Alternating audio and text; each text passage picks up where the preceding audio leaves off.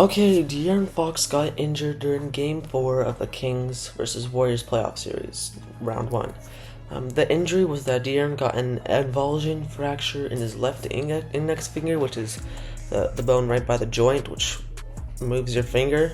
So this showed, while De'Aaron, he still played in Game 5, he just didn't really play like himself. This showed in the fourth quarter when De'Aaron scored 0 points. Clutch Fox wasn't here tonight, mainly because of his finger, because I think that was bothering him at the end of the game. So since De'Aaron is injured, the Kings have to find a way to still pull out a victory when De'Aaron can't score sometimes, because we can't rely on him to score all the time when he has a fractured finger.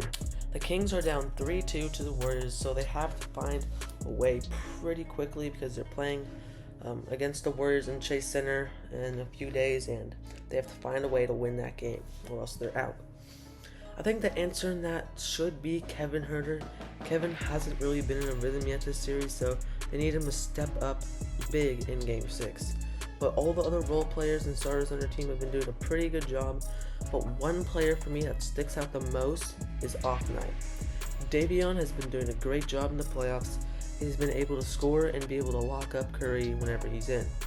Davion's best game in the series so far was, I think, in Game 2 when he scored 14 points, 2 rebounds, 3 assists, and 2 steals, and he did a whole bunch of other stuff that just doesn't really show up on the stat sheet, but Davion's been doing a great job in the playoffs.